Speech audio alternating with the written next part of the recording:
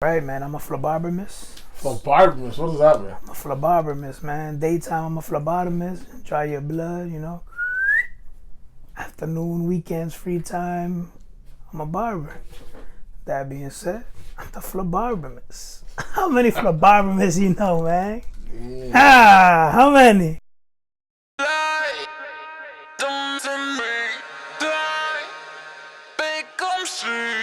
If you be open, lie to me, lie, become see.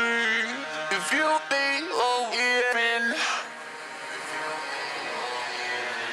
the lie to me, lie, become see. If you be open. My name is Marino, 28 years old. I'm engaged. I get married in 2 weeks. In 2 weeks? That's right, man, 2 weeks. So, yo, ladies, you got 2 weeks. You were trying to steal me from my girl, you know what I'm saying? Nah. Come on. Job is, what? Phlebotomist. What do you do? Draw blood, register patients, deal with stool, sputums. That's like your local hospital here? Local hospital, man. I work for Lawrence General Hospital. And at night and in the weekends, you're a barber. Barber. Right from my home, man. From my shed. Like, this is a shed. Look around here, man. Look around. It's such a big difference. The day you draw blood, at night you cut hair. How did you figure that out? Well, I mean, hey, man, I could take your blood at work, or I could take some blood here, too, you know? You put that little straight edge on your neck, man. Take blood either way. Yeah, what does your family think about what you do? No, my family thinks I'm crazy, man. I mean, they support me for sure, but yeah, they say I'm going to become rich one day. They say I always have too many hobbies. I'm interested in too many different things. You can never have too many hobbies. No, not at all, man. That's how you continue to grow, maximize your potential. Yeah, how did your barbering start? Well, it started in my mom's house, you know, back, who knows, but I used to have that mentality of, hey, I gotta buy a house one day, and I would always dream about it. Then I met my fiance, and she pretty much put the vision together. Long story short, man, I had to save as much money as possible, so I went to Walmart one day and I was like, I could get away with a haircut with this clipper here. So I bought one of those home cutting machines, and professional trimmer I found, and that's it, man. I'll be in my mom's bathroom just cutting my own hair, save those $20 right there. So your barbering started as a way to save money? Yeah. And then, okay. After that, I had a friend of mine who was, hey, man, give me a haircut. I hate going to the barber shop. I'm like, I'm not a barber, man. You know, it makes you nervous. Anxiety rising. I'm like, man, I'm not a barber. But, you know, after a few times, I was like, you know what, whatever, let's do it. I mean, what's the worst that could happen? Push your hairline back, I guess. Yeah. And that's how it started. So sometimes I could either do it like in the living room or my bedroom, and that was just not working with the hair. That turned into a storage closet. My mom used to have a bunch of stuff in there, sewing machine and boxes, Tupperwares with curtains and shoes when I was a baby. I don't know for what. For the grandkids. So this all started at your mom's house, and you were doing it in the living room, but then you moved to a storage closet in her house. Yeah. Do you guys still live with your mom now? No, man. We bought a house together about 5 years ago. Yeah. How did so you went, and you were still working at McDonald's at the time, right? Still working at McDonald's, man. Selling them hamburgers, cheeseburgers, Happy Meals. What you need. Yeah. So you bought your first home with your now fiance. While working at McDonald's. That's huge, because a lot of people think that, you know, you work at McDonald's and you can't really make it anywhere. No, man, you could definitely make it, man. Some hard work. You learn how to prioritize. You know, it's what do you want versus what do you need, and it's a nice balance. Believe me, you can make it. Don't matter if you work at McDonald's. You set your mind, you're gonna do what you have to do. Yeah. So now we're clearly not sitting in your mom's storage closet. No, we sitting in my shed, man. So this is your shed-made barbershop. This is my shed-made barbershop. Yeah. You're gonna have to take a look around here a little later. Don't even feel like a shed, you know? We got some carpet, nice little floor, curtains, a window, air conditioner. Come on, man. So think my car is literally one wall away. Break this wall. You in the garage. Wow. So you started in mom's closet. You bought a house. How long after you bought the house did you turn this into a barbershop? Like 4.5 year mark or so. 'Cause I've been here 5 years now with this summer, so about 4.5 year mark. Decided to get into it. I mean, I would still cut hair inside my house, but I do it in the kitchen or in the living room. Then once we remodeled, my now fiance, she was like, "Man, this hair," complaining or saying that I didn't sweep it well enough. When I know I swept it, come on, we sweep. But it was never good enough, so we would fight about that a lot. And one day my boys just gave me the vision, bro, we could turn the barbershop outside. Like outside? And man, this is the barbershop. Yeah. How far do you want to take this? So I know you're at, you're already come pretty far. You storage unit, storage closet. Now shed. How far do you think you're gonna take it? I don't know, man. I hop around a lot in hobbies, to be honest with you. Yeah. I would love to say, part of me, I would love to go like barber school and go ahead and open up my own shop, make some extra money, extra income. But we'll see. We'll see what happens. Yeah. May or may not. There's a lot of controversy too because you don't have your license now, right? No. So you do this more as like a hobby, like just your friends type of thing. Yeah. Family members, nothing serious. No, not at all. Okay. Just a little hobby, friends, family. Yeah. And you're thinking about maybe pursuing your license later on and going up. Yeah, in the future. Yeah. So you started barbering off of YouTube. Right. Yeah. So that's like where all your skills and techniques came from. All of them, man. YouTube educated. How much you think you've grown in the pretty much 9 years since you've been doing this, as far as like different haircut styles and stuff? Well, I mean, I've been very inconsistent. I did a little bit for my mom's house. I took a very long pause, and now like the last 7 months, I've been actually taking it serious. I invested some money. Got the barber chair, got real good clippers, all the good stuff. Quality. Have you got any criticism from other barbers? Yeah, I posted, I'm part of like a few little groups on Facebook or social media and follow a bunch of barbers. I talk back to them and they reply all the time, and I've definitely been growing. I'm gonna have to look for like a picture back when I started and be like, what kind of haircut is that?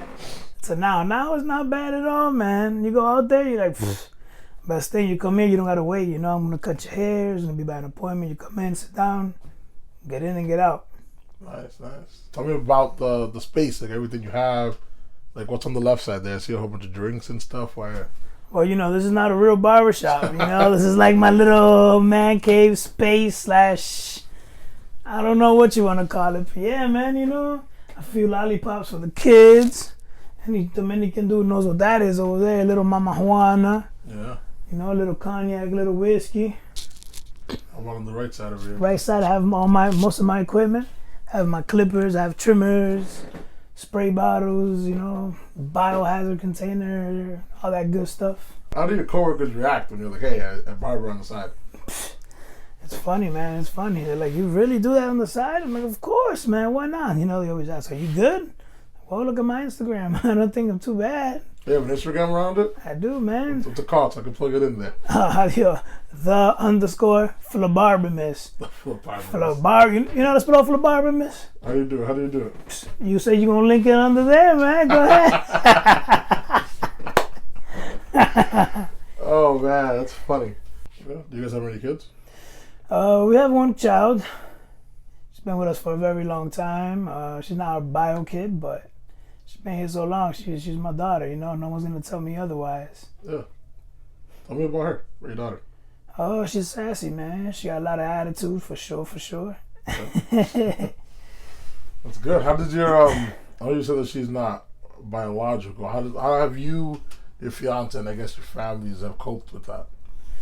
Honestly, like she came in and that was it, man. We accepted her and it's grown. At first, it's tough. It's not your kids and people say it's not the same. It's true, it's not the same. But after a certain point, it's just like, no, she's mine. What you talking about, She likes the same music we like. She eats what we eat. She misses me. I was gone on my bachelor party. She FaceTimed me one time, as soon as I walked in through that door yesterday, she was just, Papi! She's excited, You and fiance, you guys go to school or? No, we both graduated school. You both graduated high school or college as well? College as well. Okay, and you went to school to become a barber? How do you? Yes, right, a phlebotomist. Okay, I get confused though. Phlebotomist is such a light, so I get confused. How was that? Like, what got you into that? My fiance, my best friend, they would tell me, yo, come on, go to school, man, go to school, like they seen the potential in me before I saw it in me, Yeah. They believed in me before I believed in me. And one day I was, what, let's go. Me, my best friend, two other of my friends, we went to school, we signed up. Two of us finished. Two of them, they still, still out there. Still doing their thing? Doing their thing, man. That's just how it goes. Yeah, so how does that make you feel, I guess? Because you said you went with 4 and only 2 finished. How do you think, like... So it doesn't seem like you let other people hold you back, or it doesn't seem like you're influenced heavily by other people. No, man, not at all. Once I have my mind made, that's it. My mind is made. I'm going to do what I want to do. And I'm not saying going to college is the right way. That's what's taught to us. That's what's preached to us. That's what we know. But there's definitely other ways to make it out there. It's not just go to school and you're guaranteed to make it. People go to school and all they get from it is what, debt. Well, there's other people who don't go to school, or even people who barely speak English, man. And they make tons of money. They're healthy. They have great jobs. There's different routes. At the end of the day, we all have the same goal: is make it, be able to provide and live life or whatever it is, and that's it. Makes sense, because there's definitely a lot of people, like my father, for example. He didn't necessarily go to school, but I consider him fairly successful for what he's able to have been doing so far.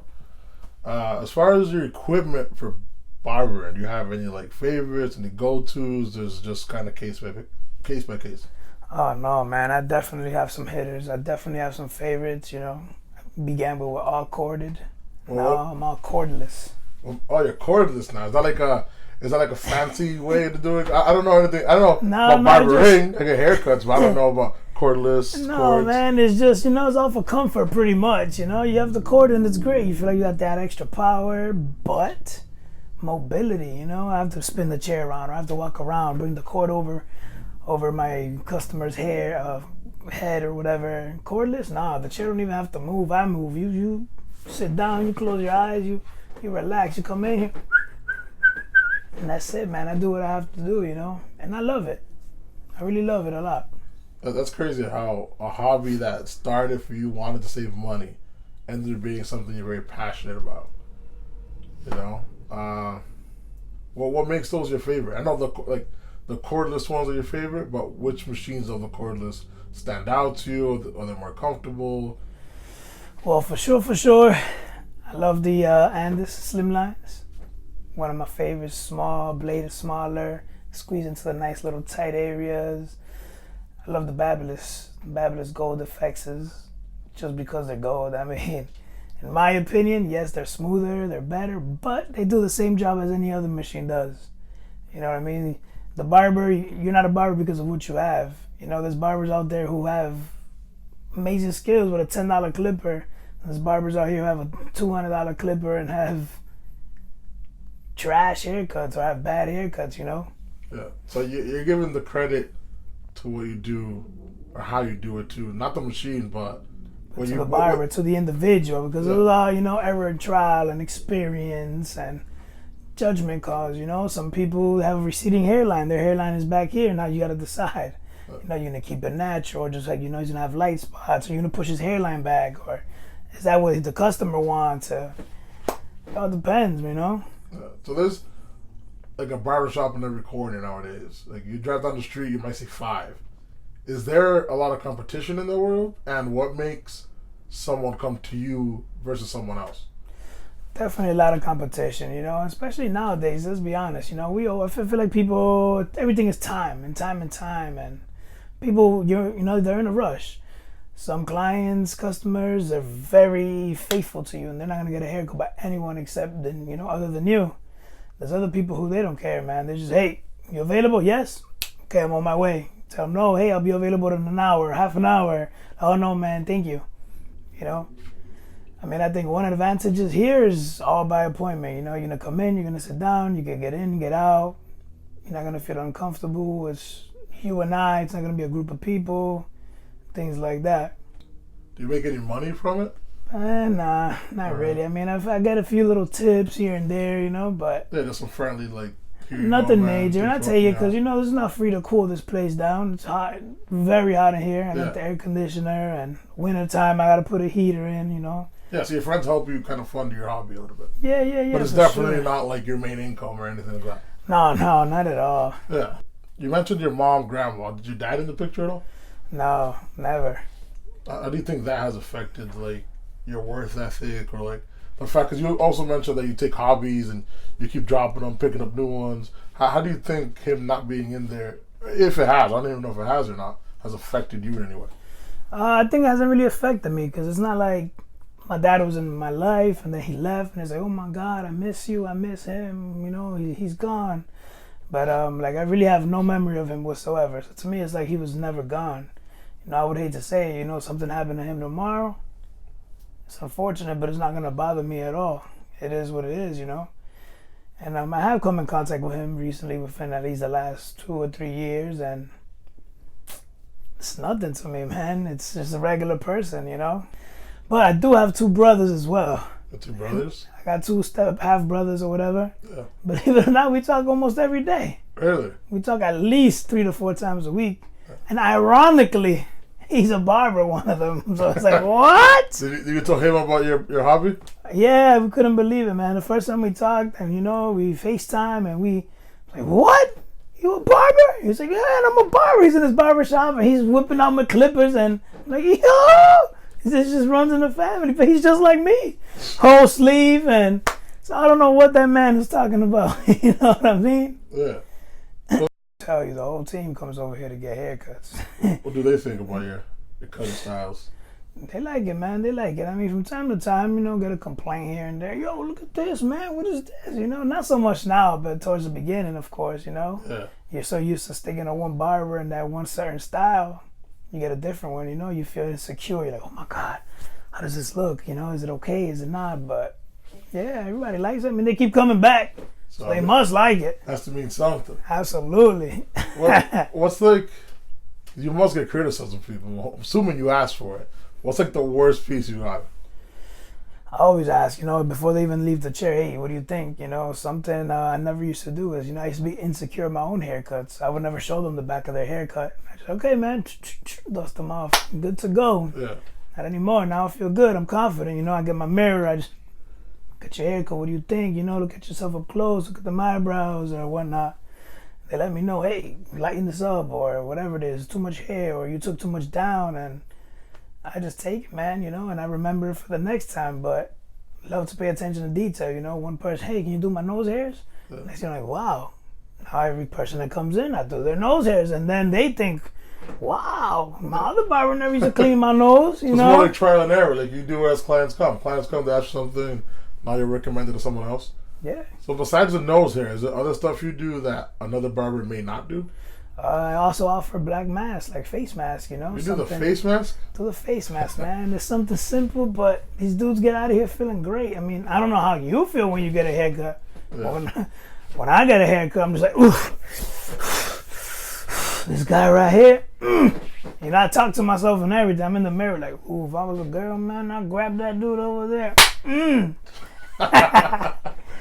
And, you know, I always had a question about this because, like, I've been to multiple barbers because I'm one of those guys who just hasn't found the one yet. Mm-hmm. And I had this one barber who used to use like a Vino lotion, and he would rub it like on my face before giving me the shape up. What did you use the same thing? Is that like a natural thing? Like, whoa.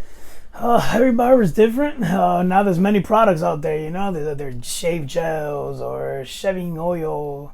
Some people are just, I don't want to say cheap, but some people rather use lotion. Some people just only use water.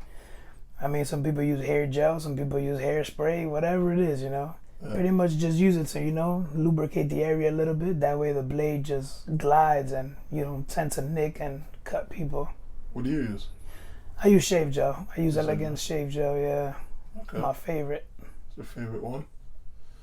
So Marino, I've gone pretty much through everything I wanted to ask, or like things I was curious about. Is there like any tips or anything you think like maybe an aspiring barber may want to know, or someone who just wants to pick up a hobby? Hey man, don't be afraid. I'm telling you, being afraid, being intimidated is something that'll hold you back for so long, keep you from growing, but don't. Get in there, embrace it, do your best, and I mean, the first one's not gonna be great, I'll tell you that, but they get better and better. Be patient, continue to educate yourself, and that's it, man. Keep working at it. Don't tell me, die, become free. If you